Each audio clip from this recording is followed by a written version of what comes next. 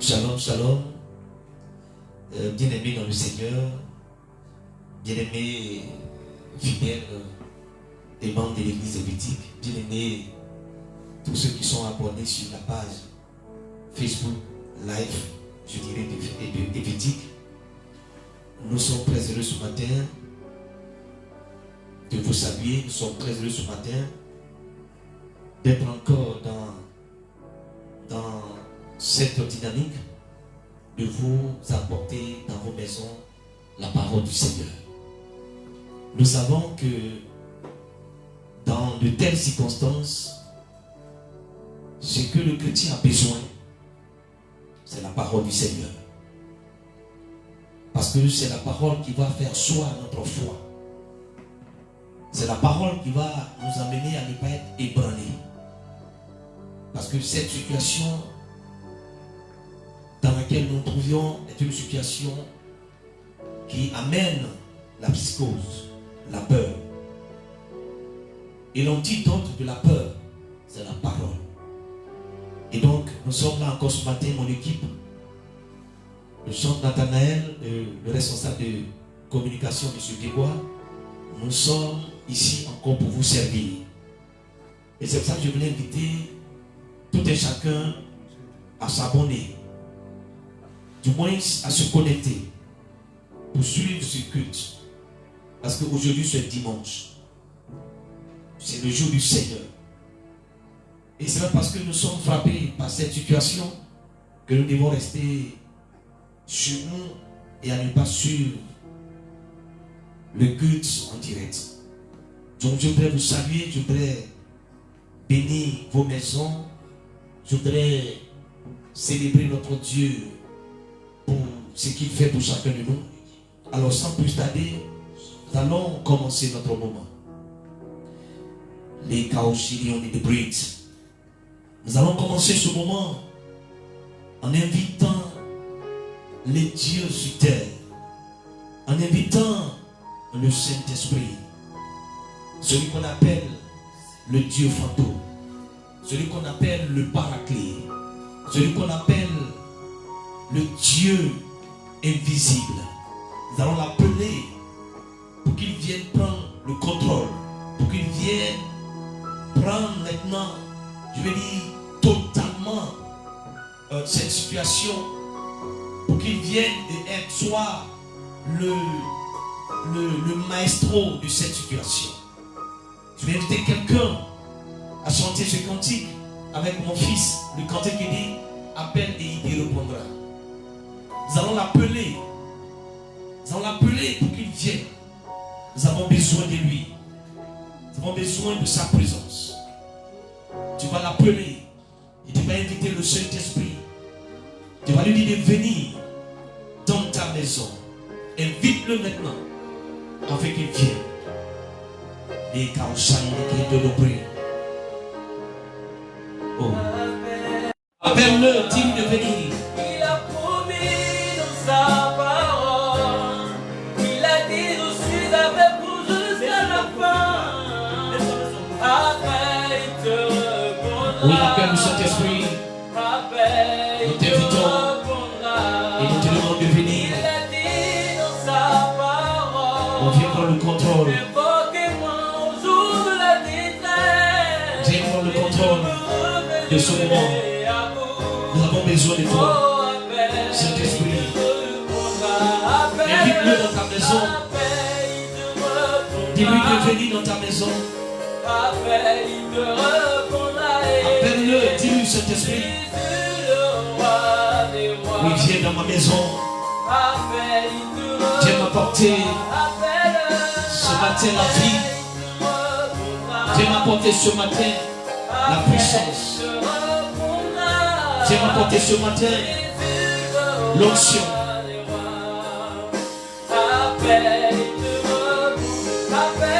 Invite-le dans ta maison. Dis-lui de venir. Les chapotes et de retourner le bruit. Appelle le Saint-Esprit, appelle-le. Invite-le, dis-lui viens. Esprit de Dieu, je prie que tu viennes. Que tu prennes ce moment. Que tu prennes le contrôle de ce temps. Que tu prennes ce moment même. Dans le corps. Oh viens Saint-Esprit. Nous avons besoin de toi. Ta présence nous fait du bien. Ta présence augmente notre foi. Ta présence nous donne le zèle. Ta présence nous donne l'audace. De par ta présence, nous sommes capables de ne pas reculer devant cette situation. De par ta présence, rien ne peut nous faire reculer. Parce que toi, nous rend forts et nous rend capables. Maintenant que le Saint-Esprit est là, qu'il est présent, je vais t'inviter maintenant à adorer Dieu avec moi. Je vais t'inviter à adorer Dieu. De ta maison, je veux que tu te disposes. Je veux que tu te disposes. Et tu vas adorer Dieu avec nous. Avec notre chantre. J'aime ta présence, Jésus mon roi. J'aime ta présence, Jésus mon bien-aimé. Prends-moi dans tes bras d'amour. Oh, Papa. est-ce que quelqu'un peut l'adorer? Prends-moi dans tes bras d'amour. Adore-le ce matin. C'est moi contre ton cœur. Oh, j'aime ta présence. Adore-le ce matin. Jésus mon roi. Au code sans compte, J'aime ta il présence. Toi mon bien-aimé. Prends-moi dans tes bras d'amour. Papa, c'est moi contre ton cœur. Nous sentons sa présence ce matin parmi nous. Prends-moi dans tes bras d'amour, Jésus. Il est là, il est sur toi. Oh, laisse-toi envahir par sa présence. Laisse-toi toucher. Il vient pour t'apporter la vie. Il vient pour t'apporter la chaleur. Il vient pour t'apporter l'espoir. Alors que quelqu'un est désespéré face à cette pandémie, il vient chez toi pour t'apporter le sourire. Il ne vient pas pour te faire du mal, mais il vient pour te faire du bien. Il ne vient pas les mains vides, mais il vient avec les mains chargées. Il vient avec les mains chargées. Il vient avec tout ce dont tu as besoin. Oh. Lorsque je suis malade, Seigneur, ta présence me rassure. Oh, lorsque je suis angoissé, Je veux que tu l'adores. Papa, ta présence me rassure. Je veux que tu l'adores. Oui, quand je suis dans la tristesse, Seigneur, ta présence me rassure. Et lorsque je marche dans la vallée, dans l'ombre de la mort, ta présence me rassure. J'aime ta présence. Adore. J'aime ta présence. Je vais inviter Elle me fait du bien. tous ceux qui sont dans les maisons et qui nous perçoivent, qui nous reçoivent, de continuer à partager ce direct, afin que plusieurs personnes soient touchées. Ne laisse pas chez toi, c'est aujourd'hui, pardon, le jour du Seigneur. C'est le jour du Seigneur. Ne sois pas chez toi et n'aie pas sur ce moment. C'est un moment merveilleux. Dieu vient chez toi ce matin. Il vient avec toute sa gloire. Il vient avec toute sa dimension. à le recevoir. Shenta. Il est mort s'il est brûlé. Les comptes de Léon de Bécon, au chapeau de Léon de Brûlé. Les cassants de lui. Il est mort contre Léon de Brûlé. Petit Léon de Brûlé.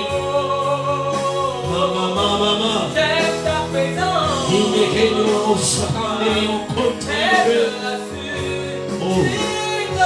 Merci pour ta présence. Merci pour ta présence. Merci pour ta présence. Merci pour ta présence. Connectez-vous. Et partagez cette vidéo. Pendant que tu partages cette vidéo, tu reçois une grâce du Seigneur. Pendant que tu partages cette vidéo, tu reçois une bénédiction du Seigneur. Adorons-le. Adorons le Seigneur ce matin. Adorons-le. Bien-aimé, il est digne. Notre Seigneur est digne d'être adoré. Aucun Dieu n'est au-dessus de lui. Il est tout puissant, il est vivant. Il n'a son pareil. Aucun Dieu ne semble à lui. Son nom est Yeshua Mashiach. Et c'est pourquoi, si tu es dans le même état d'esprit comme moi, l'onction du Seigneur va te visiter. L'onction du Seigneur va te toucher. Que ta aussi les bredons. Il va aussi le Lord. Les cabos. Ranketa randorobo shite yonis. Et les rios sont les mahos. Les roconteri on les bres. Kata kabos. Les rinde nos chants de kenteri on les bris. Si tu es dans le même état d'esprit comme moi ce matin, l'onction du Seigneur te touche. Tu vas recevoir une visitation surnaturelle et prophétique. Car la Bible dit que Dieu cherche dans cette circonstance les vrais adorateurs. Dieu cherche dans cette situation, qui est une situation de trouble, d'une situation d'inquiétude. Dieu cherche ceux qui l'adorent en esprit et en vérité. Des personnes qui ont une foi inébranlable. Des personnes qui ne reculent pas et qui parlent à la situation. Des personnes qui se tiennent sur les pieds et qui commandent la puissance du Seigneur pour faire reculer la situation. Je veux que tu fasses partie de ces personnes, de ces héros de la foi.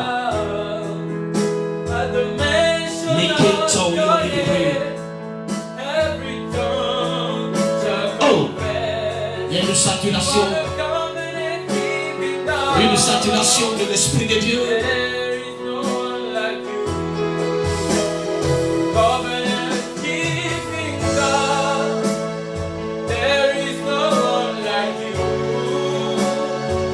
Une saturation de l'onction. Oh, je le sens. Je sens sa présence. Je sens sa présence qui inonde ma vie. Oh, les conseils de Dieu.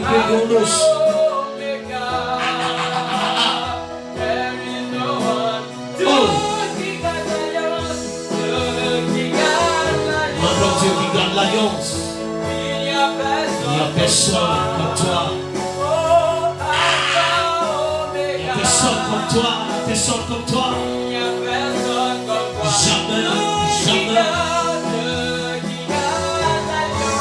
Notre Dieu est le Dieu qui ne se réunit pas. La Bible l'appelle le fidèle. Même quand nous sommes infidèles, lui il reste toujours fidèle.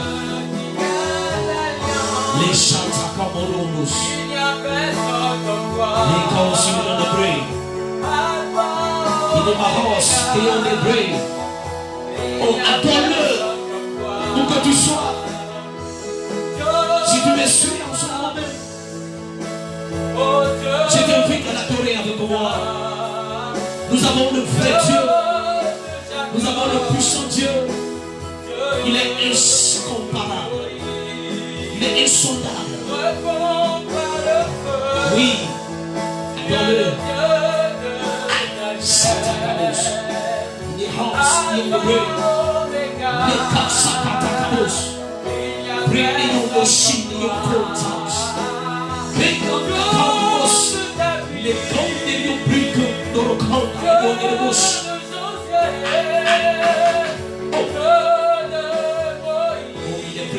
Il est présent ce matin. Il est vivant, il est vivant, il est vivant. Tu es le Dieu tout-puissant. Alpha, Omega.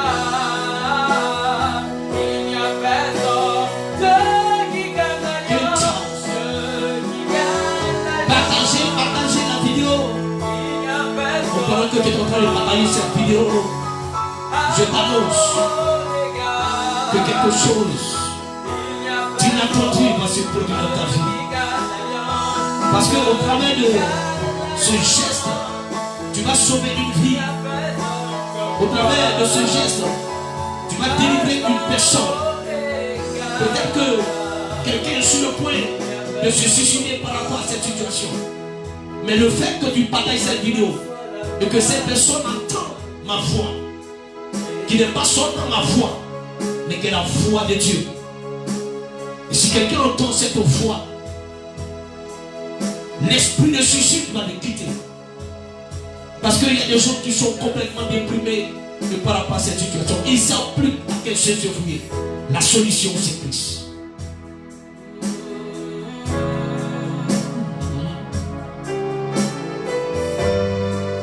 Je vais inviter maintenant quelqu'un à remercier le Seigneur. La Bible dit en toutes choses rendez grâce au Seigneur. Et là, il commence à dire merci. Dis merci au Seigneur pour ta vie. Dis merci au Seigneur pour la vie de ta famille. Dis merci au Seigneur pour la vie de notre nation. Et là, ta voix. Je vais te dire merci, Père. Malgré tout ce que nous attendons, ce que nous voyons, nous savons une chose, que nous avons un Dieu. Et ce Dieu nous a fait la promesse qu'il est avec nous. Et nous t'avons vu dans cette situation. Et c'est pour ça, ce matin, nous sommes infiniment reconnaissants pour ton amour, pour ta grâce. Et nous voulons te dire merci. Nous voulons te dire merci pour la protection. Car aucun membre de notre famille, de nos entourages, n'a été touché par cette maladie. Et nous croyons que nos familles seront épargnées. Et nous voulons te dire merci. Nous voulons te dire merci ce matin. Nous voulons te bénir ce matin. Et nous voulons te rendre toute la gloire. Tu vas prier avec moi. Et tu vas demander à notre Seigneur de bénir ce moment. Tu vas bénir Dieu pour ce moment et aussi pour la vie de nos frères et sœurs qui ne sont pas encore connectés. Peut-être qu'ils ont oublié, mais tu vas prier pour que le Saint-Esprit puisse les rappeler. Pour qu'ils comprennent qu'aujourd'hui c'est le jour du Seigneur. Et donc il n'y a pas de raison de rester en marge de ce culte. Tu vas prier avec moi. Père, nous voulons encore prier. Car nombreux sont nos frères et sœurs qui ne sont pas, Seigneur, connectés. Et qui peut-être ont oublié qu'aujourd'hui est le jour du Seigneur. Ou bien peut-être, Seigneur, une situation fait que ces personnes ne peuvent pas suivre le culte avec nous. Nous prions, Seigneur Dieu, que ta main les touche. Nous prions que tu les visites Et pour ceux qui ont la possibilité de suivre ce culte, Seigneur, touche-les et amène les Seigneurs à se connecter afin de partager ce moment merveilleux, afin de partager ce moment glorieux. Seigneur, avec nous, que ton nom soit béni. Merci Seigneur. À toi soit la gloire. Au nom de Jésus. Amen. Nous allons un petit instant également donner deux cantiques d'adorer encore le Seigneur. Nous allons avec notre bien-aimé adorer encore le Seigneur, et parce que il est digne de notre adoration. Quand nous l'adorons, nous démontrons que la situation dans laquelle nous sommes tous ne peut pas nous ébranler. Parce que nous avons mis notre confiance en notre Seigneur. Et c'est pour ça que nous l'adorons. L'adoration démontre que nous faisons confiance à notre Dieu. L'adoration démontre la force que notre Dieu a. La confiance que nous plaçons en ce Dieu. Qui plus est, cette confiance nous amène à croire que ce Dieu nous protège, que ce Dieu veille sur nous, que ce Dieu combat pour nous. Nous allons l'adorer avec notre bien-aimé.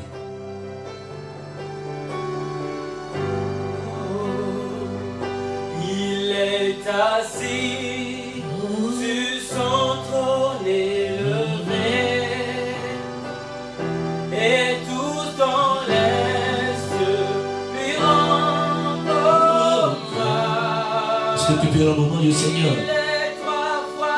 Oui, il est trois fois saint.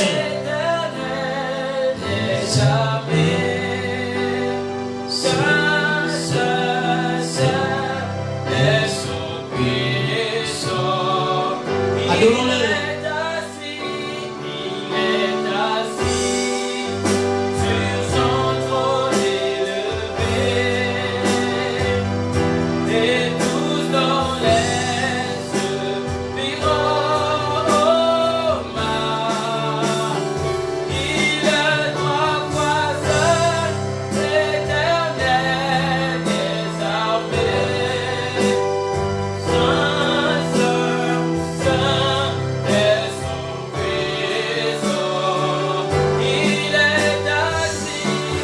Assis, et nos chacun de son trône est élevé.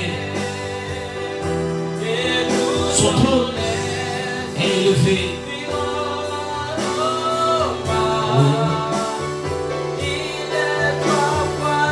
Il est trois fois saint.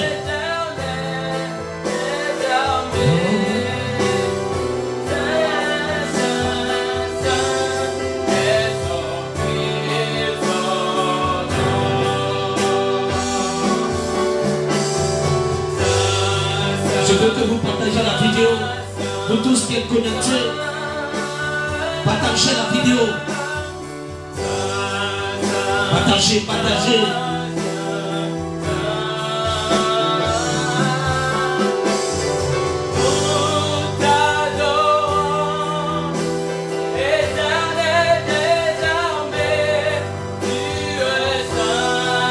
Oui, partage la vidéo avec quelqu'un. Avec un frère, avec une soeur.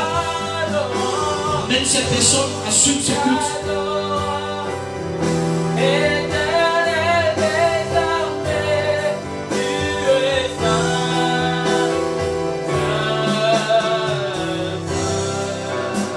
Nous te rendons toute la gloire. Nous te disons merci pour ce temps que nous sommes en train de passer dans ta présence. Nous savons que cette situation ne peut pas nous empêcher, parce que nous sommes nous-mêmes l'église. Ce sont les bâtiments qui sont fermés, mais nous, en tant qu'église vivante, nous sommes là encore ce matin pour te rendre ce culte. Et nous voulons te rendre toute la gloire pour ta présence, pour ton assistance, pour ton soutien. Que tout au long de ce moment, que tu continues encore à déverser ta bénédiction sur la vie de nos frères et de nos sœurs. Pour sortir, Seigneur, de ce temps, ce moment, que tu apportes une révélation à une personne, que tu ouvres les yeux d'une personne, que tu amènes, Seigneur, une personne à comprendre ta pensée dans cette situation.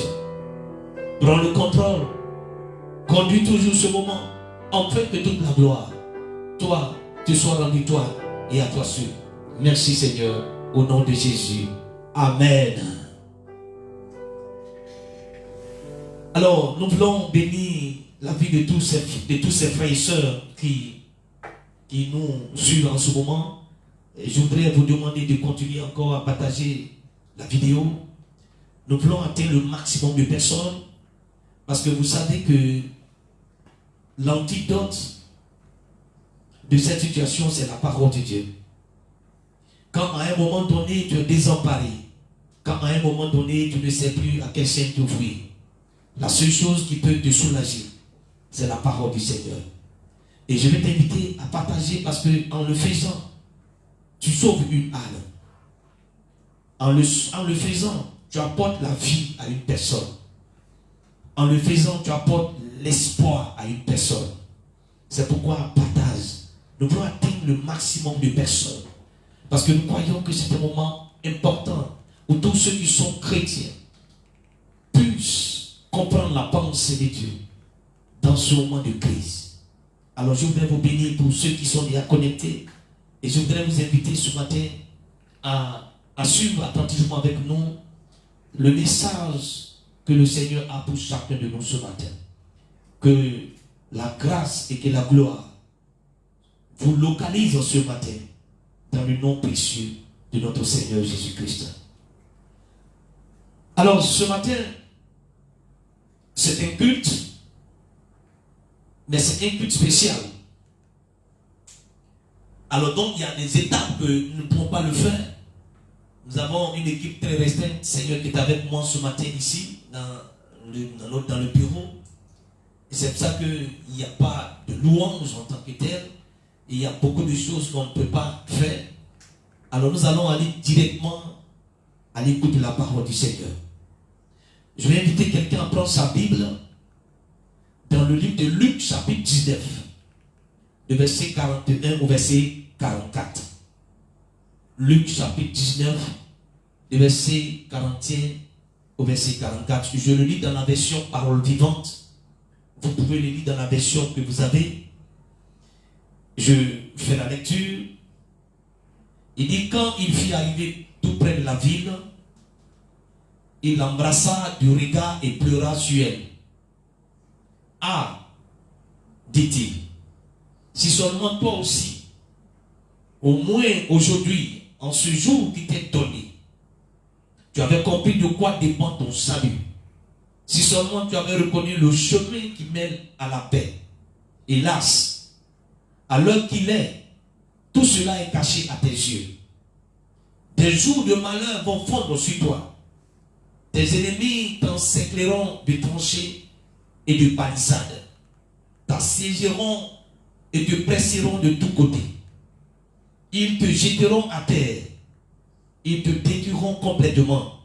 Toi et les habitants qui seront dans tes murs. Ils ne laisseront pas chez toi une pierre sur l'autre. Pourquoi? Parce que tu n'as pas su reconnaître le moment où Dieu t'a rendu visite dans son désir de te sauver. Père, nous prions ce matin de bénir cette parole.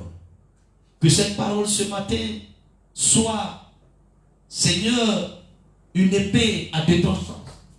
Et que ceux ou celles qui vont l'écouter, que cette parole puisse se séparer de tout ce qui n'est pas de toi.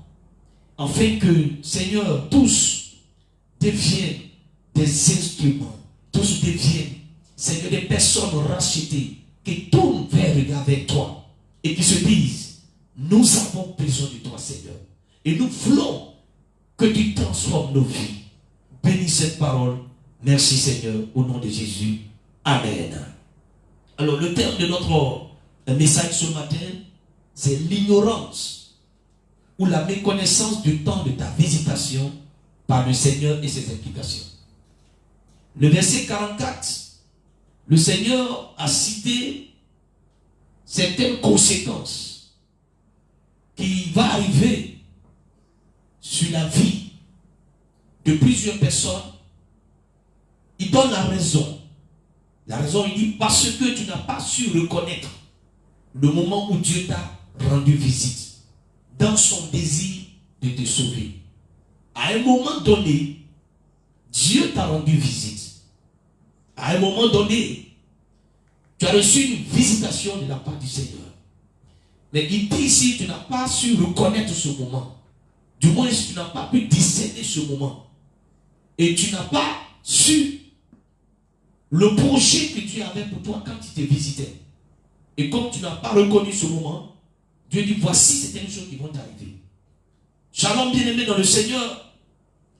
C'est avec une grande joie et un amour partagé que nous retrouvons sur cette nouvelle plateforme pour célébrer le culte de louange, d'adoration et de l'écoute de la parole de Dieu. Avec vous, dans vos maisons, en famille. Combien de fois j'aurais voulu être avec vous dans notre lieu de culte, c'est-à-dire le temple du Seigneur au centre métamorpho, pour chanter les cantiques, pour danser à la gloire du Seigneur Jésus-Christ. Chose que vous savez bien le faire. Malheureusement, nous sommes confinés dans nos maisons. Mais la parole de Dieu dit que toute chose concourt au bien de ceux qui aiment Dieu et de ceux qui sont appelés selon son dessein. Dans ce confinement, je voudrais vous exhorter à vous attacher au Seigneur Jésus-Christ et à sa parole. Car c'est sa parole qui fait l'essence du christianisme. Alléluia. Donc soyez exhortés, soyez fortifiés dans vos différentes maisons. Alors je voudrais ce matin vous parler des conséquences attachées à l'ignorance ou à la méconnaissance du temps de ta visitation par le Seigneur. Mais avant d'aborder l'esprit même du message, laissez-moi vous donner la définition de deux mots. Le mot ignorance et le mot visitation. L'ignorance est traduite par le mot grec agnoa, qui signifie manque de connaissance. Donc quand Dieu parle dans ce passage que tu n'as pas su reconnaître le temps où tu avais été visité, il parle ici quoi? D'ignorance. Tu as ignoré ce temps. Et donc l'ignorance, c'est le manque de connaissance. Et on peut définir le manque de connaissance sur deux volets. Le premier volet, c'est manque de connaissance, spécialement des choses divines. Donc quand nous parlons de manque de connaissance, c'est d'abord ici en ce qui concerne des choses divines. Parce qu'il y a des gens qui sont dotés d'une connaissance en philosophie, ils sont dotés d'une connaissance en informatique, ils sont dotés d'une connaissance en plusieurs domaines. Mais ici nous parlons spécialement des choses divines. Et dans Osée 4, verset 6,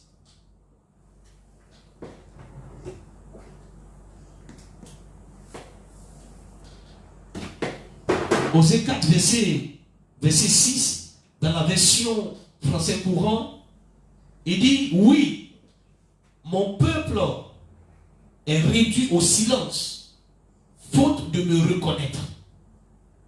Dans la version lui second, il dit, mon peuple périt par manque de connaissance. Mais dans cette version, il dit, mon peuple est réduit au silence, faute de me reconnaître.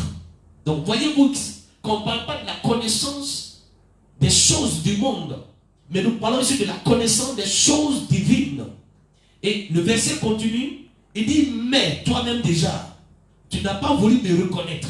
Donc à chaque fois que quelqu'un ne reconnaît pas Dieu, il manque de connaissance.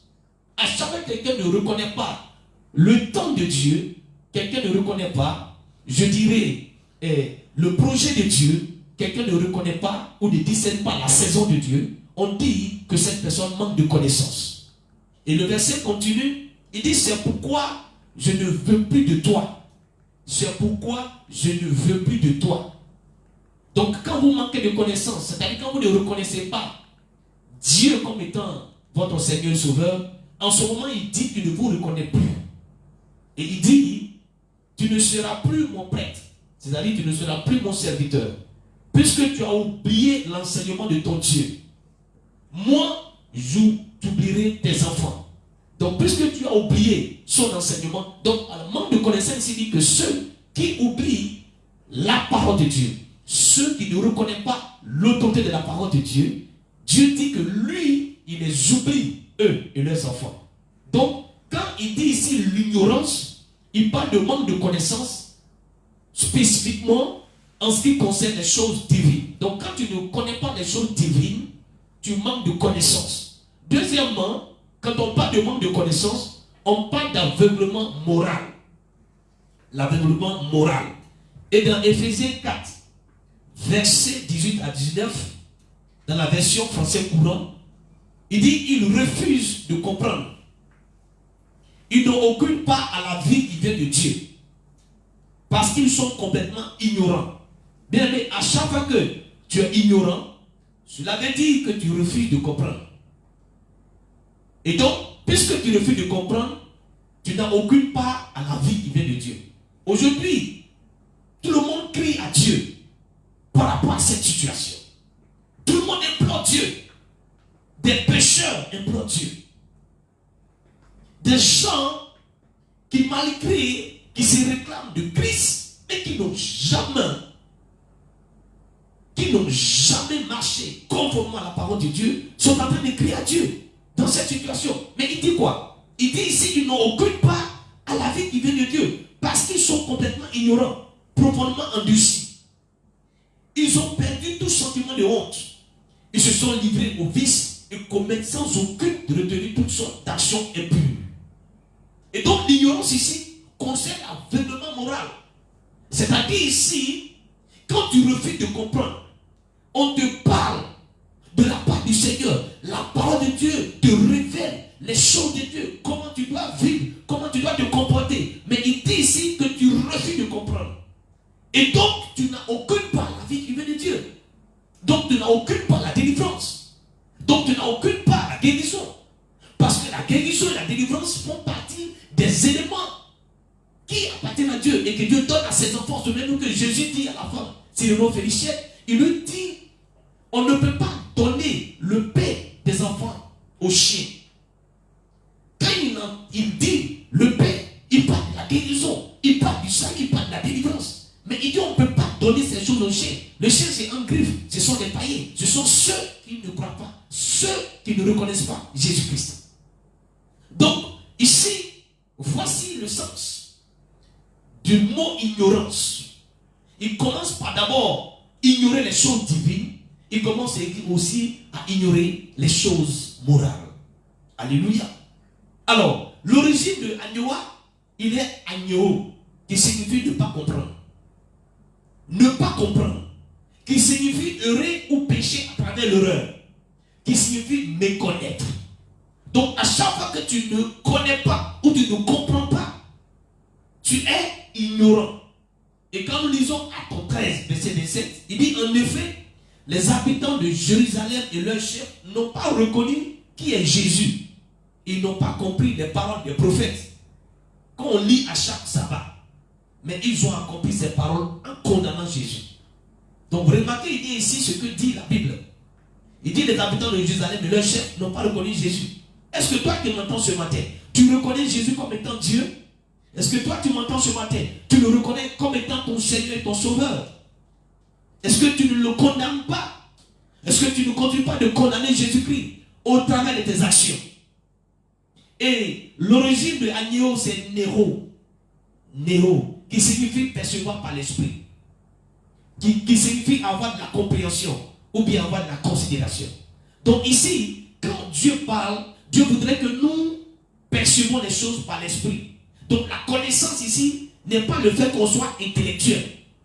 Mais la connaissance ici, c'est le fait que nous arrivons à percevoir les choses de Dieu par l'esprit. Donc, en fait, pour ne pas que tu sois ignorant, il te faut forcément avoir le Saint-Esprit. C'est pour ça qu'en début d'année, le Seigneur nous a amené véritablement comme si nous savions que ces choses que nous sommes en train de vivre allaient se passer. Mais j'ai compris que ces messages que je prêchais, C'était des messages prophétiques. Parce que j'emmenais le peuple de Dieu d'abord à connaître d'abord la place du Saint-Esprit, à recevoir le Saint-Esprit qui vient d'abord sur nous, qui est en nous et qui nous donne, qui nous équipe. J'ai prêché pendant 1 ou 2 mois. C'était important. Et ensuite, je suis allé prêcher la foi. Donc vous remarquez bien que dans de pareilles circonstances, nous avons besoin d'être remplis du Saint-Esprit et nous avons besoin de faire par notre foi. Amen. Alors, le deuxième mot, c'est le mot visitation. Parce que il dit, parce que tu n'as pas su comprendre ou reconnaître le temps que tu as été visité. Donc tu as été ignorant par rapport au temps de ta visitation. Donc la visitation, il est traduit par le mot grec épiscopé, qui signifie investigation ou bien inspection. Donc quand Dieu te visite, il vient pour investiguer. Comme il le veut pour faire une enquête. Il vient pour faire une inspection. En fait, il vient pour faire un contrôle. Le contrôle de ta vie. Le contrôle de ta façon de faire. De ce que tu dis. De ce que tu entends. Et de ce que tu penses. Alors donc, investigation, c'est l'acte par lequel Dieu visite les hommes. Observe leur vie. Leur caractère. Pour accorder un partage joie ou tristesse. Donc quand Dieu vient te visiter, il vient d'abord pour observer ta vie. Il vient pour voir ton caractère. Comment tu es. C'est pour ça que je dis, devant le Seigneur, tout est mis à nu. Rien n'est caché à ses yeux. Bien aimé, le Seigneur nous inspecte. Il nous visite. Il vient nous inspecter, il vient nous contrôler. Et quand il vient, il apporte 2 choses. Soit il apporte la joie, soit il apporte la tristesse. Donc je peux également dire que visitation aussi veut dire surveillance. Parce que quand je viens investiguer ou je viens à l'inspection, c'est une façon aussi de te surveiller. Donc il vient pour surveiller. Et quand on parle de surveiller, on parle de surveillance, on parle de contrôle. Et cela également aussi, c'est la charge d'une église chrétienne. On le voit dans 1 Pierre 2, verset 12. Il dit, ayez au milieu des païens une bonne conduite, afin que là où même ils vous calomnient comme vous étiez des malfaiteurs, ils remarquent vos bonnes œuvres et glorifient Dieu au jour où il les visitera.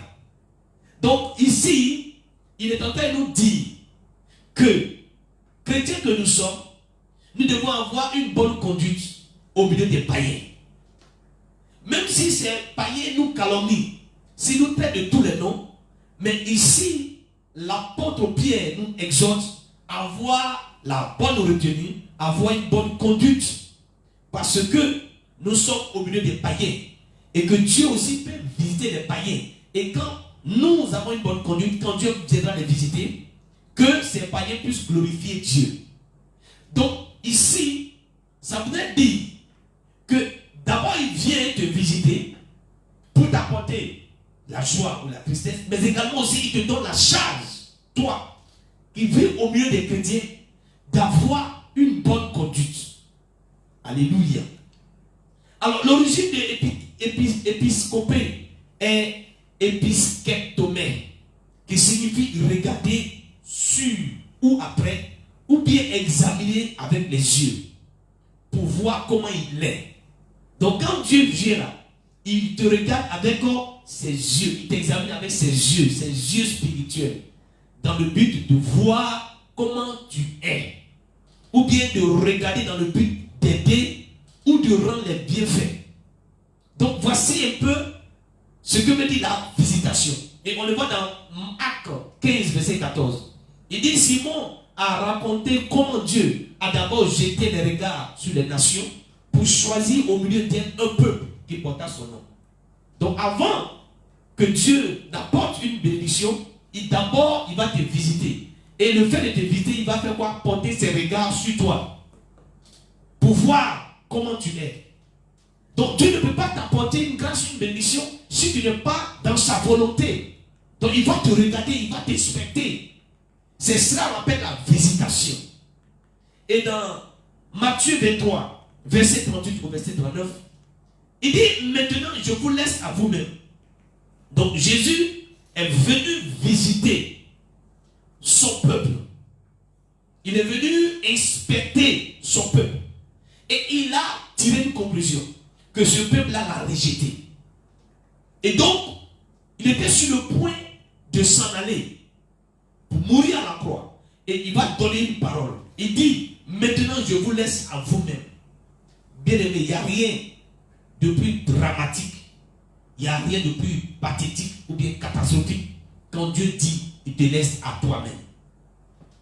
Quand Dieu dit, quand il est venu te visiter, voici ce qu'il a remarqué dans ta vie ne l'honore pas, ta vie ne le glorifie pas.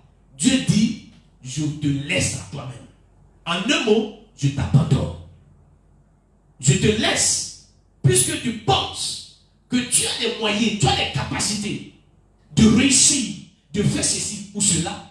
Moi, je me retire. Voici ce qui est en train d'arriver aux nations. Je suis en train de parler avec l'esprit prophétique. Voici ce qui est en train d'arriver aux nations. Quand les nations n'ont pas reconnu le temps de leur visitation, Jésus dit, je vous laisse à vous-même. Et il dit, l'heure approche où va se réaliser ce que Jérémie a prédit.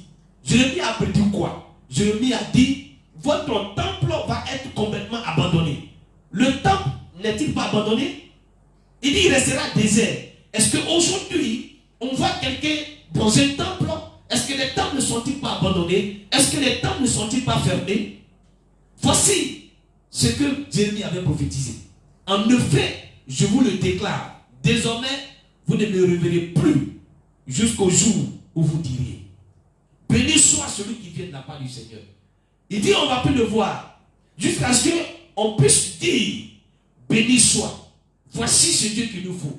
Jusqu'à ce qu'on puisse reconnaître Jésus comme étant la lumière du monde, Jésus comme étant le Seigneur et le Sauveur. Et nous voyons clairement que cette prophétie s'accomplit. Aujourd'hui, les temples sont abandonnés. Il n'y a aucun pays au monde où les temples sont verts.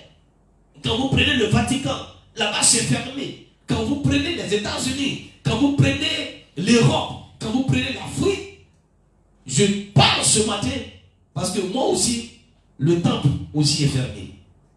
Le temple est aussi fermé.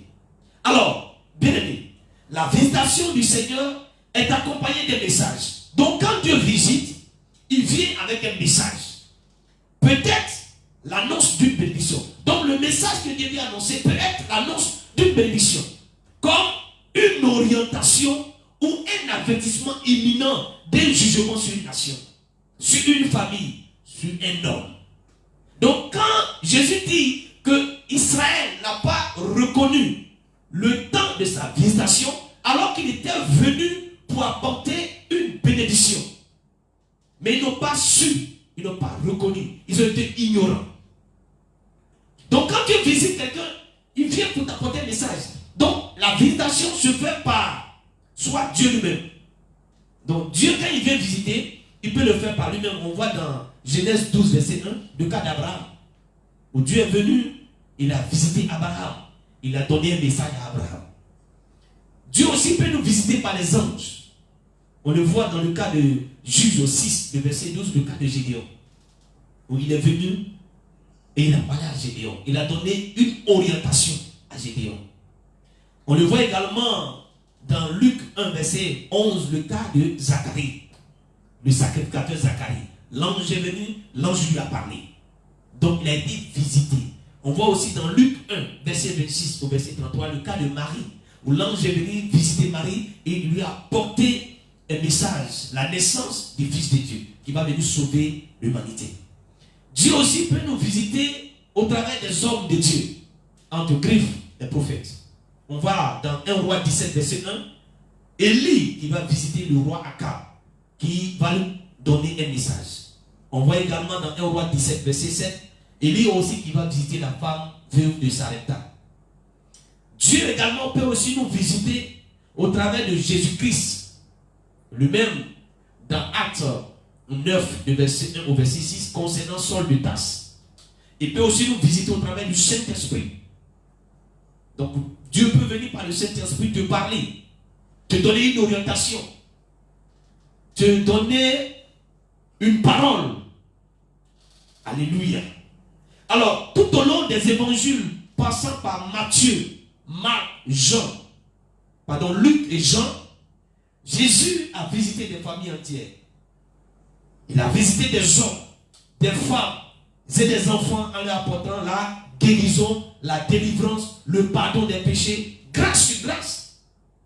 Il a dit cela dans Luc 4, de verset 18 au verset 19, quand il dit « L'Esprit du Seigneur sur moi, il m'a oint, parce qu'il m'a oint pour apporter la guérison, la délivrance. » Donc, c'était Jésus qui visitait ces personnes. Vous voyez la souffrance de ces personnes, il les visitait pour leur apporter délivrance, guérison, grâce sur grâce, bénédiction sur bénédiction. Alors, la Bible nous dit, dans notre texte de base, il dit, touchant la fin de son ministère terrestre, Jésus se dirigea à Jérusalem. Et à la vue de la ville, la Bible dit, il pleura sur elle.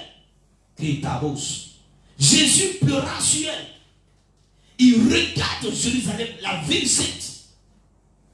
Et la Bible dit, à la vue de cette ville, prophétiquement, Jésus va comprendre ce qui va se passer. Jésus va comprendre les événements douloureux qui vont arriver. Et ces événements vont l'amener à pleurer. Aujourd'hui, il pleure sur toutes les nations pour la même cause. Jésus pleure sur toutes les nations pour la même cause. L'ignorance ou la méconnaissance du temps de leur visitation par lui. Toutes les nations sans exception ont été à un moment donné visitées par le Seigneur. Mais qu'a fait ces nations? Des pasteurs emprisonnés, des églises fermées, détruites. Nous voyons des nations où des chrétiens sont persécutés. Ou même en plein culte, des gens entrent et ils tirent à balles réelles sur des chrétiens. Il y a eu beaucoup de morts, des nations hostiles à l'évangile. Mais c'était une façon où Dieu les visitait. Mais qu'est-ce qu'ils ont fait? Qu'est-ce qu'ils ont fait? Aujourd'hui, nous sommes sacrés partout, prier pour toutes les nations. Mais est-ce que ces nations ont reçu Jésus? Est-ce que ces nations acceptent Jésus comme étant le Seigneur et le Sauveur? Des nations qui se sont prostituées, des nations qui ont donné leur adoration au Dieu Baal, des nations qui se sont procédées devant des Bouddhas, devant des choses immondes. Mais aujourd'hui, voici, nous sommes face à notre destin. Nous sommes face à notre destin.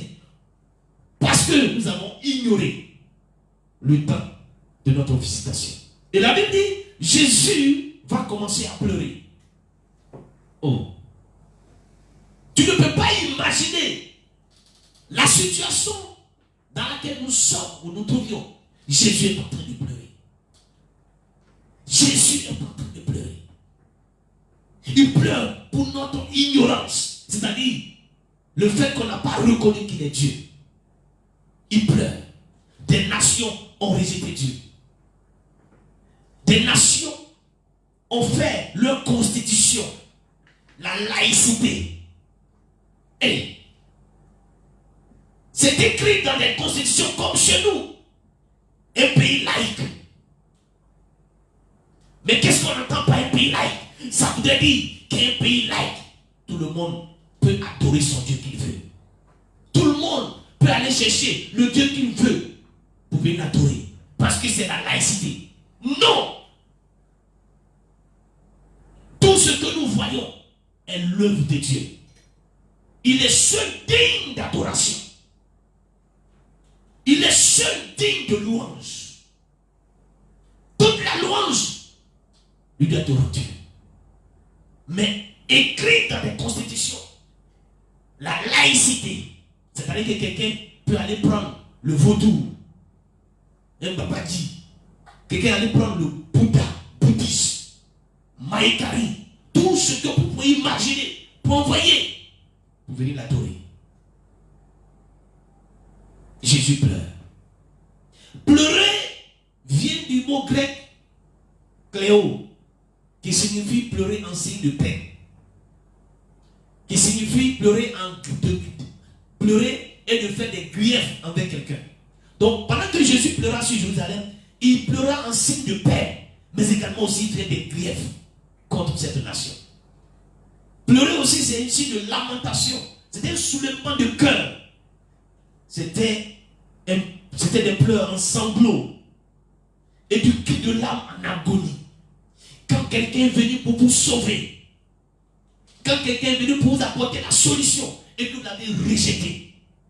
Voyez-vous, quand vous-même vous êtes rejeté, alors que vous pensez avoir une solution dans une situation, voyez-vous comment vous êtes indigné. Quand vous vous sentez capable de faire quelque chose et qu'on ne reconnaît pas cela, que vous êtes rejeté, vous êtes indigné. Et Jésus était indigné. Il a commencé à pleurer. En pleurant, bien aimé, Jésus révèle ses propres sentiments. Mais le cœur brisé de Dieu face à l'état de perdition de l'homme et à son refus de se repentir et d'accepter le salut. L'homme a refusé de se repentir et d'accepter le salut. C'est pourquoi Pierre pouvait dire, il n'y a aucun salut en aucun autre nom si ce n'est pas dans le nom de Jésus-Christ. Mais pourquoi aujourd'hui, nous tous prions vers Jésus? C'est maintenant, vous reconnaissez qu'il est Dieu? Où des nations disent, ils demandent aux chrétiens du monde entier, priez Dieu. J'ai vu une publication, je ne sais pas si c'est vrai, mais le président italien, sinon le président du conseil italien demandait, il était tellement abattu face à cette situation, il demandait l'aide de Dieu. Avez-vous reconnu Dieu au début comme étant Seigneur et Sauveur? Pourquoi est-ce que c'est maintenant vous demandez de l'aide? Il a dit cela. Il a annoncé ces choses. Donc en pleurant, Jésus révèle ses propres sentiments. Mais le cœur brisé de Dieu face à l'état de perdition de l'homme. Regardez aujourd'hui comment le péché a été son comble. L'homme est perdu. Des choses abominables. Et c'est pour ça que je dis aux chrétiens, si nous ne faisons pas attention, nous passerons à côté de ce moment unique pour nous repentir et de changer. Parce que tout le monde crie, le diable par-ci par-là, tout le monde dit que ce sont les œuvres sataniques. Mais personne ne se pose la question, est-ce que ma vie glorifie le Seigneur? Personne ne se pose la question, est-ce que Dieu m'agrée? Est-ce que dans ma façon, est-ce que ce que je fais est approuvé par le Seigneur? Nous tous, nous accusons le diable. Je vais te dire ce matin, Dieu te donne ce temps. C'est une unique occasion pour toi de te repentir. Côte d'Ivoire. Je te parle ce matin. Dieu, en permettant cette situation, veut t'amener à te repentir et à changer. Si tu as raté cette unique occasion de te repentir, ça sera fatal pour toi. Une autre raison pour laquelle Jésus a pleuré, dans Matthieu 23, verset 37 au verset 38, il dit, Jérusalem, Jérusalem, qui tue les prophètes, qui lapide ceux qui te sont envoyés. Combien de fois ai-je voulu rassembler tes enfants, comme une poule rassemble ses poussins sous ses ailes. Et vous n'avez pas voulu. Voici, votre maison vous sera laissée déserte. Jésus a abandonné. Jésus a délaissé. Parce qu'ils n'ont pas voulu qu'il les rassemble. Ils n'ont pas voulu qu'il soit leur roi. Ils l'ont rejeté. Bien-aimé, à chaque fois que tu rejettes Dieu, Jésus, attends-toi à être seul dans la bataille. Et à chaque fois que tu rejettes la solution de Jésus, attends-toi à être seul devant les menaces. Attends-toi à être seul devant les attaques diaboliques. Jésus a abandonné. Il a abandonné le peuple d'Israël parce qu'ils n'ont pas voulu de lui. Ils n'ont pas voulu qu'il soit le Dieu. Il les a abandonnés. il les a délaissés. Regardons aujourd'hui, pour ceux qui ont eu la grâce d'aller en Israël, c'est vrai qu'on dit, c'est un pays béni, c'est la terre qui est bénie. Mais allez-y, vous allez comprendre. Vous allez comprendre les choses. Et cette situation touche toutes les autres nations. Souvenez-vous qu'il a quitté Israël. Il est rentré dans les nations. Il a dit, Israël sera foulé au pays des nations. Jusqu'à ce que les temps s'accomplissent.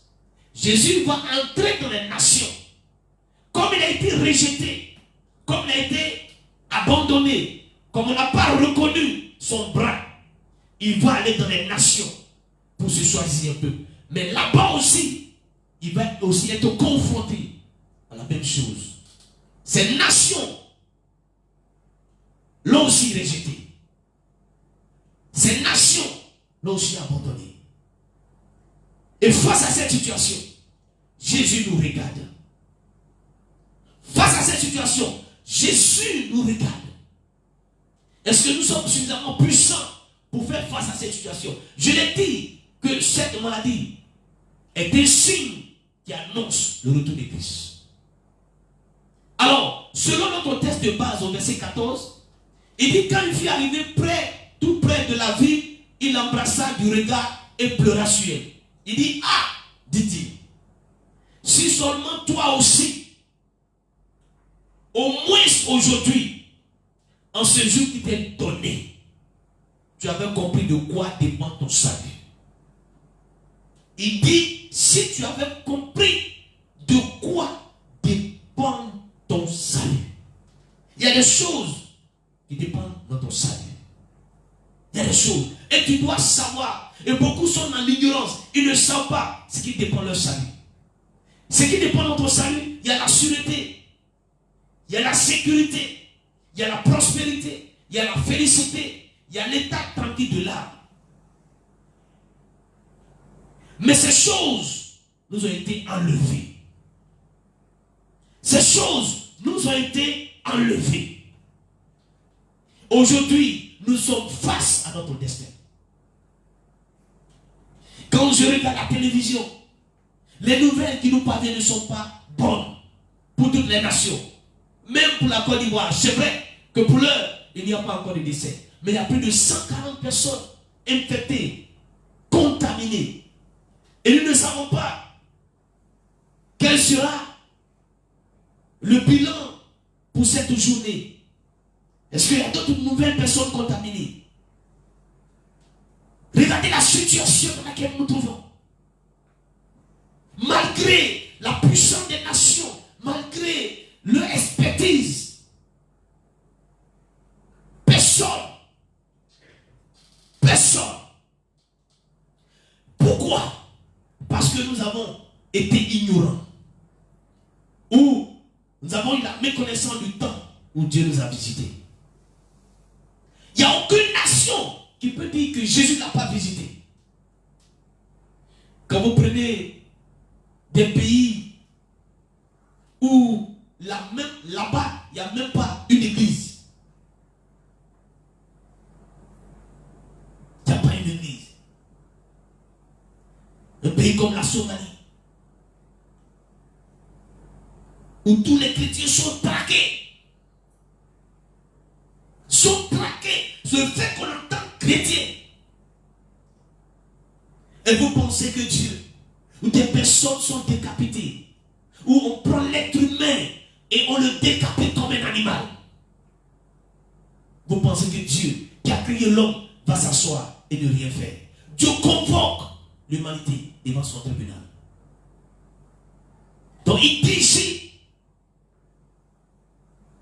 clairement, dans le verset 41, il dit, au moins aujourd'hui, en ce jour qui t'est donné, tu t'avais compris de quoi dépend ton salut. Aujourd'hui, nous sommes en train de pleurer. Nous sommes en train de pleurer. Quand on parle de salut, il vient du mot grec sozo, qui parle de la délivrance. Aujourd'hui, tout le monde pleure, pardon.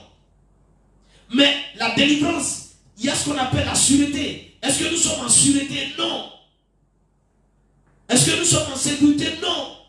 Je ne parle pas de la sécurité des hommes en âme. Nous ne sommes pas en guerre une autre nation. Mais ils appellent ça une guerre sanitaire. Donc on a la guerre contre un virus. Un virus invisible.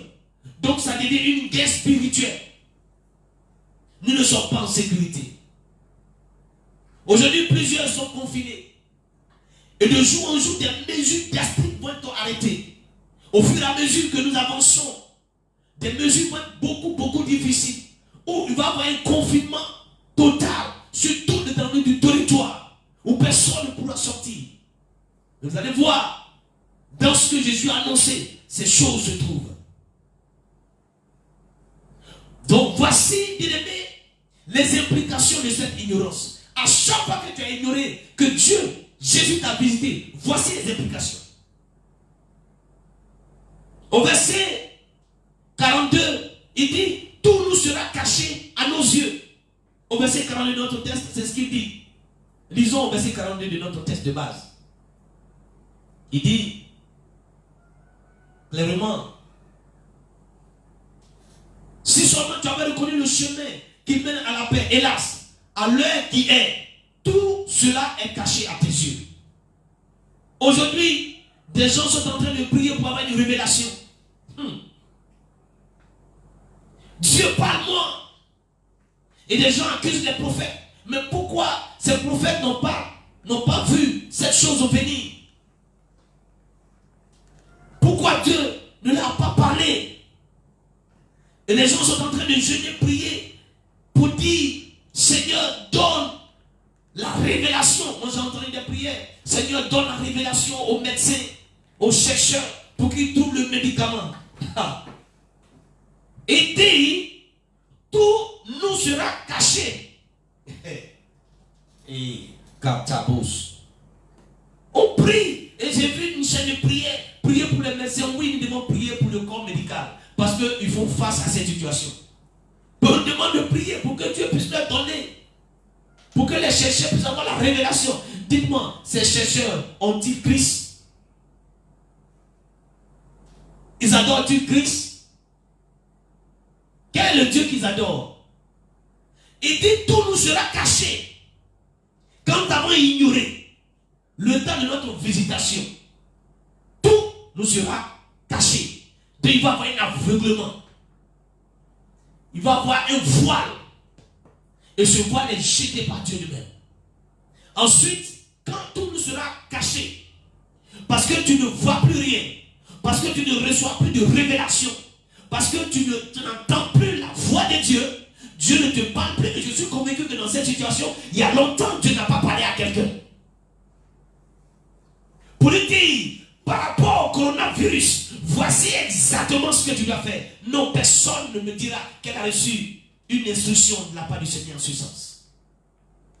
Parce qu'il dit, tout nous sera caché. Dans cette nation, Dieu nous a visités. Des hommes de Dieu venant d'ailleurs ont été des instruments de Dieu. Ils ont parlé sur cette nation. Mais qu'est-ce que nous avons fait? Qu'est-ce que nous avons fait? Tout nous sera caché. Frère, n'attends pas une révélation de la part du Seigneur. Il dit tout sera caché. Deuxième chose, quand tout nous sera caché, qu'est-ce qui va arriver? Il dit les jours de malheur vont fondre sur vous. Donc vous remarquez bien, c'est quand tu vois que tu peux voir les choses annoncées sur toi. Mais si tout est caché, tu ne peux pas voir les choses qui arrivent sur toi. Qui a vu le coronavirus venir? Je ne parle pas des pseudo-prophètes qui sont des médecins après la mort. Quand c'est fait, Dieu m'avait dit, Dieu t'avait dit quoi? As-tu annoncé que Dieu m'a dit qu'il y a une maladie qui arrive qu'on appelle coronavirus qui va arriver dans tel temps? Non, personne n'a reçu cela. Donc aujourd'hui, ne venez pas nous asseoir pour vous autoproclamer prophète pour dire Dieu m'avait parlé. Non, c'est une fabulation. Alléluia. Dieu dit tout nous sera caché. Ce que je suis en train train de vous dire ce matin vient de la Bible. Et c'est Jésus qui l'a annoncé. Et ensuite, il dit quoi? Les jours de malheur vont fondre sur vous. Voici, nous sommes dans ce jour de malheur. Nous sommes dans ce jour de malheur. Et il va annoncer ces malheurs en 6 points. Jésus va nous annoncer ces malheurs en 6 points. Le premier point, il dit l'envahissement de nos vies. C'est ce qu'il dit dans notre texte. Allons-y dans notre texte pour mieux comprendre les 6 signes. Il dit des jours de malheur vont fondre sur toi. Tes ennemis t'encercleront de tranchées et de palissades. Donc le premier signe ici, c'est il parle de l'envahissement de nos vies. Les nations seront envahies par des ennemis. Qu'est-ce qu'on entend par ennemi? Ennemi, c'est le diable. Donc Dieu, dans cette pensée, dit qu'il va laisser. Dieu lui-même dit qu'il va laisser notre ennemi, le diable, nous envahir. Oh, si quelqu'un qui a l'esprit de Dieu va comprendre ce que Dieu est en train de dire en ce moment. Dieu dit qu'il va laisser l'ennemi nous envahir. Et l'ennemi, c'est qui? C'est le diable. Aujourd'hui, nos vies sont envahies. Nos nations sont envahies par cette maladie. Ensuite, il dit dans le même passage, le deuxième signe qu'il annonce, il dit ils vont t'encercler de tranchées de palissades, ils vont t'assiéger. Ils vont t'assiéger. Donc le deuxième point que le Seigneur cite par rapport aux malheurs qui vont s'abattre, il dit il va y avoir l'assiégement de nos vies par les ennemis. Quand on parle d'assiégement, on parle de confinement. Quand on dit une ville assiégée, c'est-à-dire que cette ville-là est confinée. Elle ne peut plus sortir, personne ne peut sortir, personne ne peut entrer. Donc il y a un confinement. Et aujourd'hui, les nations sont confinées. Les frontières sont fermées. Les aéroports sont fermés. Toutes les frontières sont fermées. Chaque nation vit confinée sur elle-même. Hey! Aïe, aïe, aïe, aïe, aïe. Nous sommes confinés. Quand vous prenez un pays comme l'Inde, aujourd'hui, près d'1 milliard de la population indienne est confinée. 1 milliard, plus d'1 milliard, ils sont confinés. Voilà une nation qui ne connaît pas ce que c'est que Jésus.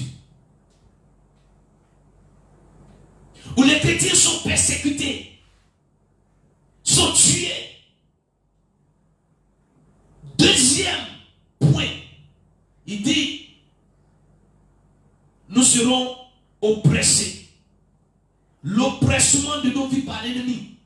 Quand on parle d'oppresser, c'est tourmenter, c'est accabler. Nos vies sont tourmentées. Personne ne peut dire qu'il dort.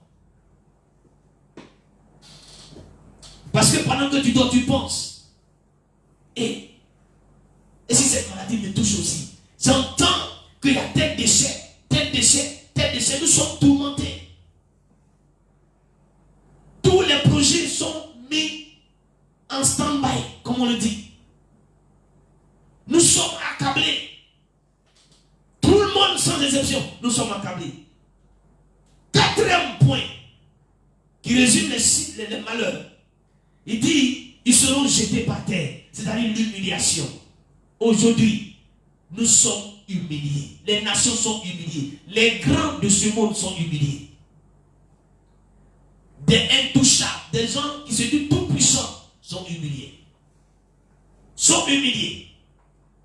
Tout le monde est humilié. Nous sommes tous jetés par terre. Le mal, ce virus, a jeté par terre. A jeté par terre nos économies. A jeté par terre toutes choses. Tous les secteurs sont touchés. Que ce soit le milieu sportif, tous les grands rendez-vous sportifs sont annulés. Tous les grands rendez-vous, que ce soit en termes politiques, sont annulés. Tous les grands programmes de croisade, d'évangélisation sont annulés. L'économie, même après ce virus, l'économie mondiale va chuter d'une manière extraordinaire. Nous sommes tous jetés par terre. Le 5e point, il dit, nos vies seront anéanties. Donc l'anéantissement total de nos vies et nos enfants. Il dit ici l'anéantissement, c'est-à-dire la mort. Dieu pense qu'il va y avoir de nombreux morts. Des enfants vont être touchés. Et quand on apprend que le coronavirus ne tue pas les enfants, mais c'est faux. C'est faux. Aux États-Unis, on a appris qu'un enfant est décédé là-bas. Les vies seront anéanties. Et le 6e point, il dit nos biens seront détruits. Donc la destruction de nos biens. Alléluia. Voici les 6 malheurs que Jésus avait annoncés à cause de l'ignorance. Parce qu'on n'a pas pu, ou on n'a pas su reconnaître le jour où nous avons été visités. Parce qu'on a refusé, ou parce qu'on a joué avec ce jour. On n'a pas pris ce moment au sérieux. On n'a pas pris ce temps au sérieux. Chacun joue avec sa vie chrétienne. Chacun faisait ce qu'il voulait. Et dit, bon, je le fais. Demain, je vais demander pardon à Dieu. Je le fais. Et puis bon, Dieu est miséricordieux. Dieu là, il est amour. Dieu là, il ne tue pas. Chacun de nous a joué le jour où il a été visité. Et le cœur de Dieu était blessé. Son cœur était indigné. Et voilà, il va nous donner ces 6 malheurs. Et ces 6 malheurs sont en train de s'abattre sur l'humanité. Parce que nous n'avons pas connu le temps où le Seigneur nous a visités. Nous avons ignoré le jour où Dieu nous a visités. Je vais dire à quelqu'un ce matin. Est-ce que tu as reconnu le jour où tu as été visité? Le jour où le Saint-Esprit t'a réveillé, certainement une nuit où il t'a parlé, il t'a dit, mon fils, ma fille, voici ta vie, elle n'est pas bonne. Voici, je veux que tu prennes une décision, un engagement pour changer. Qu'est-ce que tu as fait? Tu n'as fait que reporter. Demain, je vais le faire. Après-demain, je vais le faire. Dans 2 jours, je vais le faire. Tu n'as fait que reporter et de rester dans cette mauvaise vie jusqu'à ce que cette situation arrive. Ce n'est pas maintenant que tu vas crier à ce Dieu. Tu l'avais rejeté au moment opportun. Tu l'avais rejeté. Alléluia. Tu l'avais rejeté. Tu continues de vivre ta vie. Quand on te prêchait la parole de Dieu, quelle était la réponse à cette parole? Beaucoup même jouaient, même le fait même de venir à l'église. Les gens venaient à l'église comme bon le sang. Parce que pour eux, l'église vit en second plan. Ils n'ont pas le temps pour l'église. Aujourd'hui, tout le monde court après ce Dieu. Tout le monde prie ce Dieu. Tout le monde est en train de chercher ce Dieu. Mais hier, qu'est-ce que tu as fait de ce Dieu? Hier, quel a été ton comportement vis-à-vis de ce Dieu?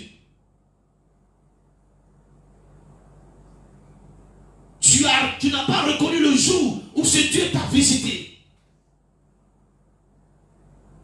Tu as ignoré ce Dieu.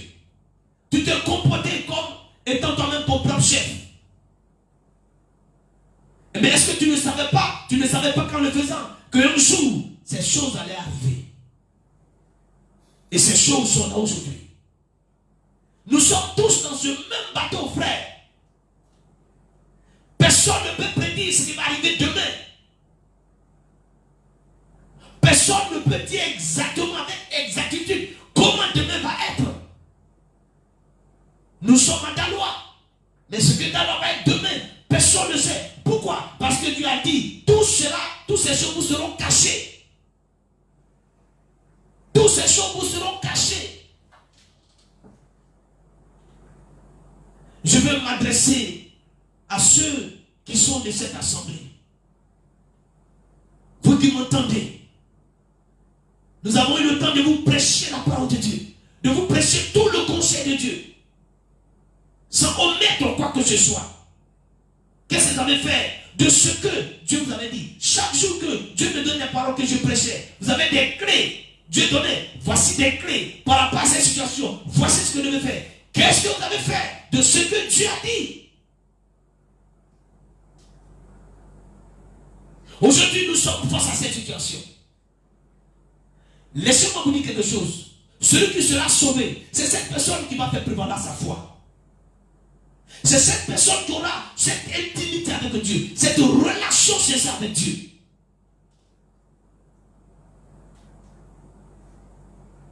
Parce que souvenez-vous que l'OMS a prédit que l'Afrique doit s'attendre au pire. Qu'il y ait des milliers de morts en Afrique. Souvenez-vous, ce n'est pas un leurre. Ce qu'il a dit, c'est vrai.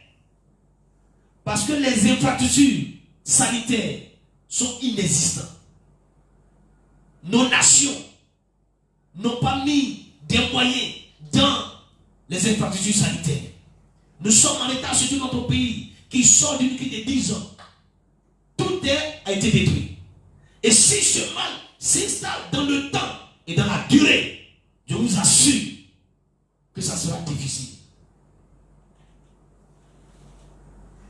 Voici la situation.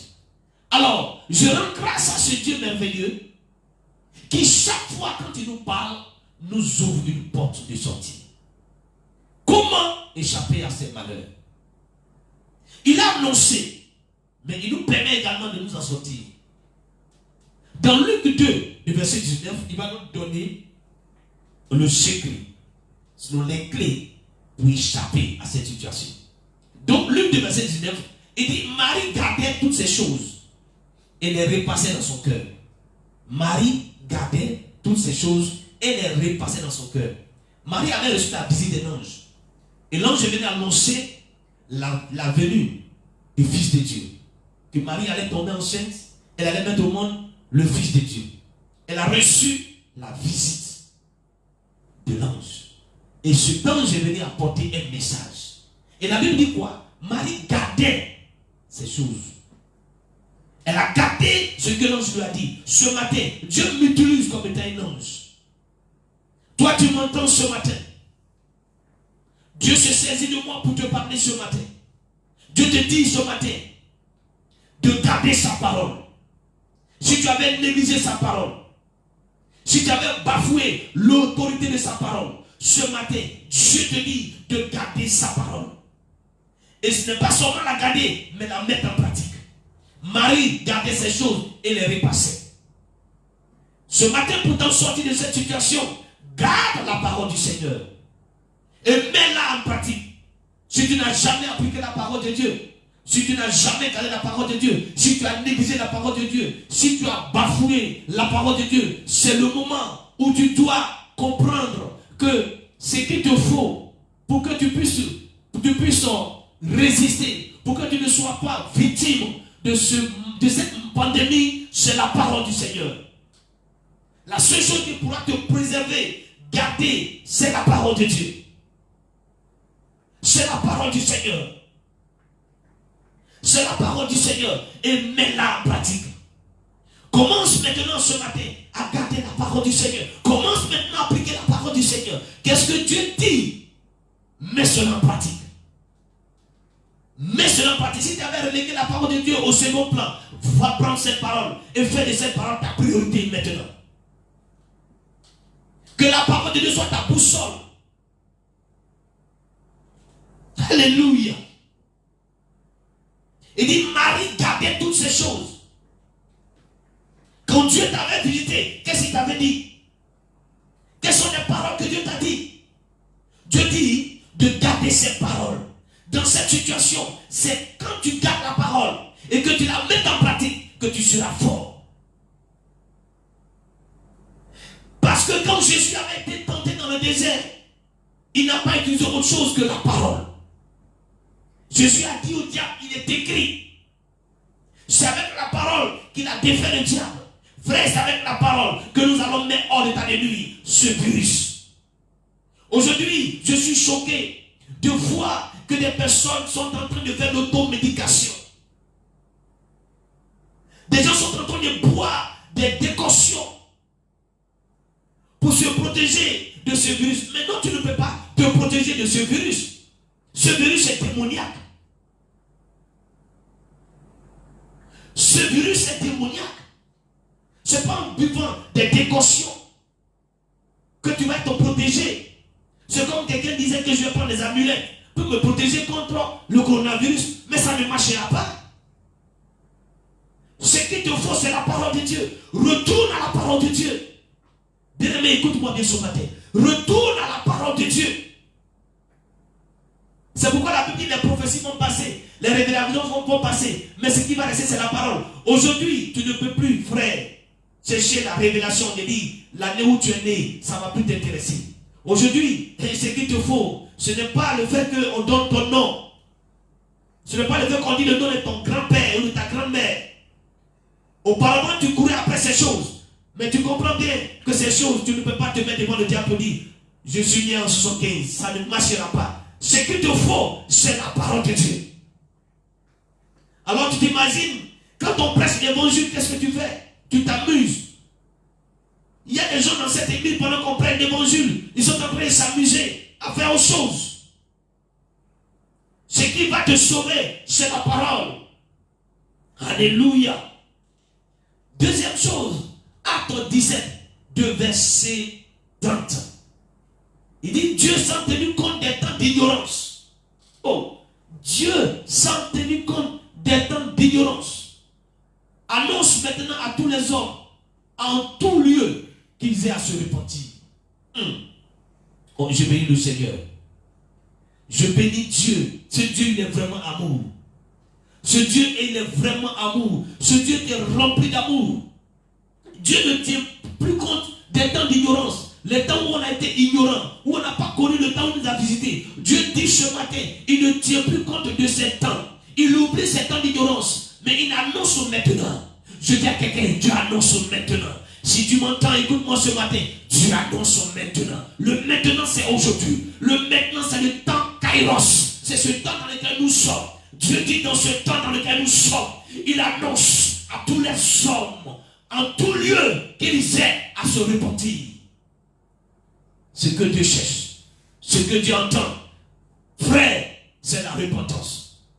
Dieu veut oublier le temps de ton ignorance. Dieu veut oublier le temps de ton égarement.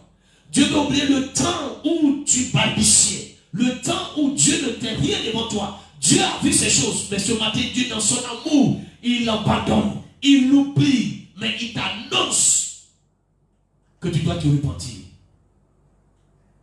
Tu dois te repentir.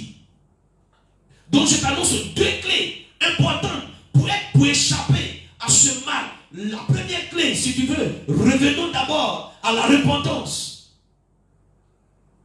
Repends-toi. Repends-toi. Tu as trop fait mal au Seigneur. Tu as trop péché. Ta vie n'est pas bonne. Dans le secret, il y a des choses que tu as faites. Comment comprendre que les personnes qui se disent chrétiens, dans le secret, ils allaient voir des marabouts, des féticheurs, des gens encore qui consultent encore. Et les dimanches, ils sont assis à l'église. Dieu te dit ce matin, réponds-toi. Des gens qui se disent chrétiens, qui sortent avec le mari de leurs amis. Je te dis, réponds-toi. Écoute-moi bien, réponds-toi. Des gens qui se disent chrétiens, qui sont jaloux de la réussite de leurs frères. Réponds-toi. Matin, tu ris avec la personne. Mais la nuit, tu es prêt à faire du mal à cette personne. Tu penses être l'ami de la personne. Tu fais croire que tu aimes cette personne. Tu ris. Mais dans ton cœur, tu es prêt à maudire cette personne. Je dis, réponds-toi.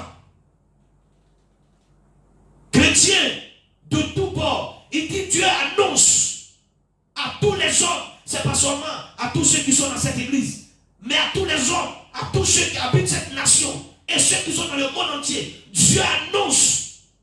Il ne tient plus compte de ces temps d'ignorance, mais il annonce à à tous les hommes, maintenant, en tout lieu, qu'ils se répandent.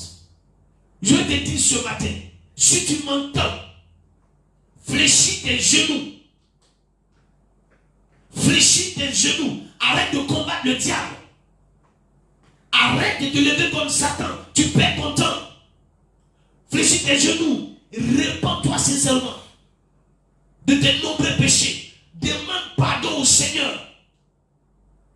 C'est pas la seule repentance. C'est pas la repentance qu'on permet une porte de sortie.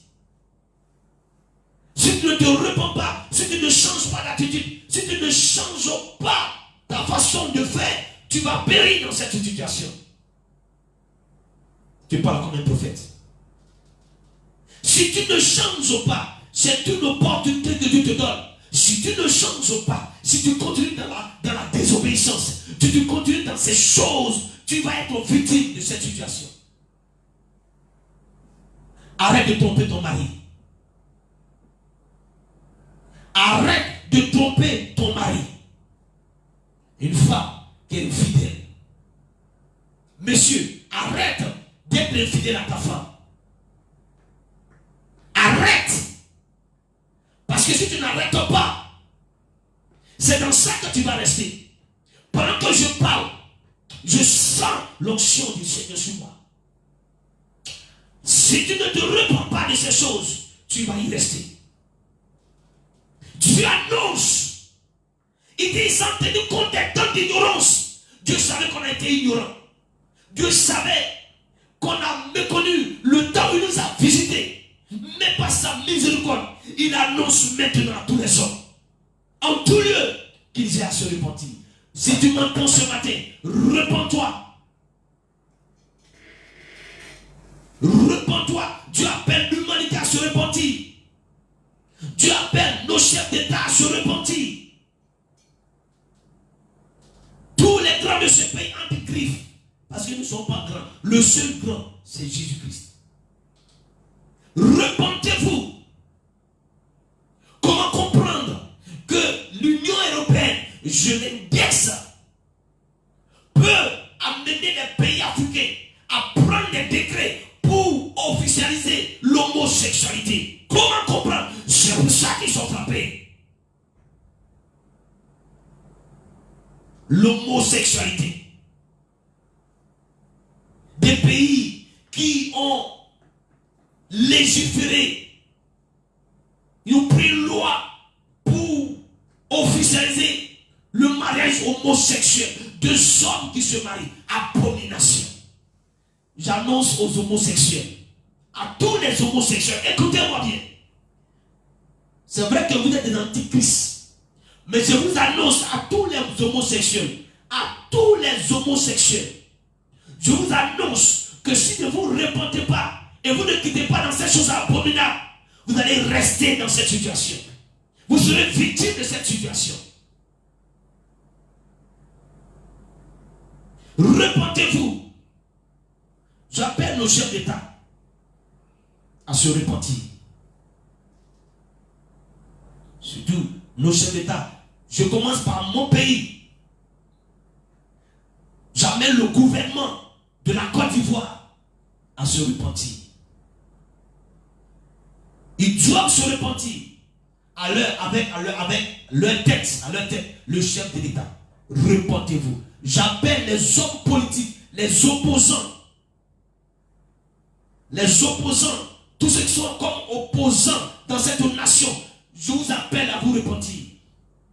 Parce que dans vos bêtises, vous avez conduit des personnes à faire ce qui est immoral. À la course effrénée de ce pouvoir, vous avez entraîné des milliers de personnes, vous avez égaré des gens. Repentez-vous. Les Satakobos. Et ensuite, Dieu dit de garder sa parole, de la mettre à pratique. Voici les deux clés. Celui qui se repent, pendant que je suis en train de prêcher, si tu entends ce message, répands-toi, demande pardon à Dieu. Répands-toi, reconnais ce que tu as fait. Reconnais ce que tu as fait. Ceux qui ont brisé des foyers, détruire des foyers, pourtant le mari des gens qui sont allés faire des fétiches pour arracher le mari. Si vous m'entendez, allez-y vous repentir.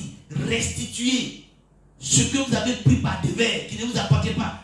Restituez les foyers brisés. Allez-y, dis, va voir cette femme, tu dis, j'ai volé ton mari.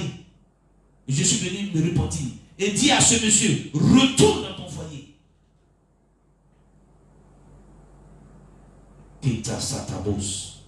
Bien-aimé dans le Seigneur, voici ce message. Voici ce message que Dieu a mis à mon cœur.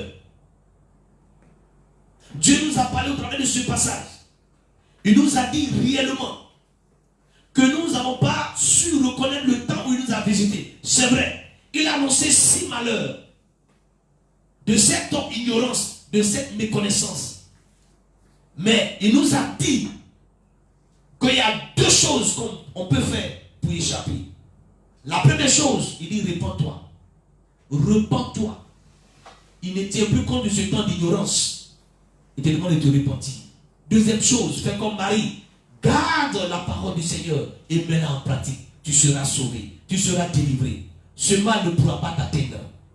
L'antidote, c'est cela. Il ne pourra pas te toucher. Tu seras invincible. Parce que l'armure de Dieu sera sur toi. Je rends grâce au Seigneur. Et je voudrais amener quelqu'un à prier avec moi ce matin. Prions ce matin par rapport à ce message. Prions ce matin. Il dit, il ne tient plus compte de temps d'ignorance. Nous avons été tous ignorants. Mais Dieu dit ce matin, j'ai une bonne nouvelle pour toi. Il ne tient plus compte de ce moment-là. Mais il annonce maintenant à tous les hommes, en tout lieu, qu'ils aient à se repentir. Prions ensemble ce matin. Demandons pardon au Seigneur pour nos péchés. Demandons pardon à Dieu pour les péchés de nos nations. Demandons pardon à Dieu pour le péché de nos autorités. Et prions pour que Dieu puisse nous pardonner. Prions le Seigneur. Père, ce matin, je bénis ton nom. Parce que tu nous donnes encore une opportunité. Tu ne tiens plus compte des temps d'ignorance. Mais tu annonces ce matin à quiconque de se repentir. Ce matin, je saisis cette parole. Ce matin, je saisis cette parole. Je saisis cette révélation. Et je demande pardon pour moi-même. Je demande pardon pour le peuple de Dieu hérétique. Le péché de tous les frères. Le péché de toutes les sœurs de cette assemblée. Je demande pardon pour le péché de nos autorités. Commencez par, Seigneur Dieu, la plus haute autorité, le chef d'État, les ministres. Je demande pardon à Dieu pour le péché des hommes politiques qui par leur action, le sang a coulé dans cette nation. Je demande pardon. Pardon pour ces péchés. Pardon pour ces choses abominables. Pardon pour des actions, des actes qui ont été posés, qui ont indigné ton cœur. Pardon pour le sacrifice qui a été fait. Ce pays-là a été construit sur le sang. Ce pays a été bâti sur le sang. La fondation de ce pays est sur le sang. Des sacrifices humains ont été faits. Des vies ont été arrachées à l'affection de leurs parents à cause des actions politiques. Pardon. Il y a des gens qui sont décédés, qui sont partis. Mais puisse pardonner leurs péchés. Seigneur. Pardonne le péché des nations. Des péchés qui ont foulé, Seigneur Dieu Tout-Puissant, ta parole. Qui ont rejeté ta parole. Des pays qui n'ont pas reconnu le moment où tu les as visités. Des pays qui tuent les chrétiens. Des pays qui assassinent les chrétiens. Pardonne le péché. Pardonne le péché. Pardonne le péché. Et ce matin nous prions, Seigneur, pour ta parole. Amène-nous à garder ta parole. Oh, je vais vivre par ta parole. Je ne veux plus vivre en m'appuyant sur quoi que ce soit. Mais je vis ce matin par ta parole. Oh, je pense par ta parole. Je réfléchis par ta parole. Je médite par ta parole. Je réfléchis par ta parole. Je suis fort par ta parole. Je suis invincible. Je suis un conquérant par ta parole. Je suis victorieux par ta parole. Je suis invincible par ta parole. Ta parole, Seigneur Dieu Tout-Puissant, fait de moi quelqu'un qui n'est pas ébranlé. Et désormais, je mets cette parole en pratique. Je mets cette parole en pratique. Seigneur, à cause de ces deux choses, à cause de ces deux choses, c'est dit que nous donne. Je prie pour Seigneur Dieu Tout-Puissant. Je prie pour la Côte d'Ivoire. Tu as as dit que tu nous donnes, Seigneur Dieu, de nous repentir. Ce matin, nous sommes repentis. Nous allons continuer à nous repentir. Mais par ton pouvoir, par ta puissance. Je prie, Seigneur, que tu détruis ce mal. Que tu chasses ce mal. Jette en état de nuit, Seigneur, de cette maladie. Détruis cette maladie. Elle est en train de prendre de l'ampleur. Mon Dieu, mon roi, agis maintenant. L'homme a échoué. L'homme est limité. Lève-toi sur ton trône et défends cette nation. Lève-toi sur ton trône et guéris tes enfants. Les 140 personnes qui sont contaminées, Seigneur, touche-les. Apporte la guérison. Apporte-les la guérison. Visite ces personnes sur les lits d'hôpitaux. Là où se trouvent, visite-les. Apporte la guérison. Je prie, Seigneur Dieu, pour l'Italie. Je prie, Seigneur Dieu Tout-Puissant, pour la Belgique. Je prie pour l'Espagne. Je prie pour la France. Je prie pour les États-Unis. Je prie pour tous les pays d'Afrique qui sont touchés par cette pandémie. Seigneur, visite ces nations. Apporte la guérison. Si tu ne le fais pas, Dieu, il n'aura plus personne pour t'adorer. Parce que l'humanité va partir. C'est pourquoi, aie compassion de nous. Aie pitié de nous. Et délivre-nous. Seigneur, merci. Bénis ce moment. Bénis cette parole. Que ton nom soit béni. Au nom de Jésus. Amen. Shalom, shalom. Que Dieu vous bénisse. Et je crois que cette parole vous a fait du bien. Et je ne voudrais pas que vous gardez pour vous ce que Dieu a dit ce matin. Mais faites connaître cette pensée de Dieu à plusieurs personnes. Continuez de partager la vidéo pour que des milliers de personnes soient touchées par ce message. Afin que ces deux clés que Dieu a données, la repentance et la mise en pratique de sa parole, soient le partage. Soyez bénis au nom de Jésus. Amen.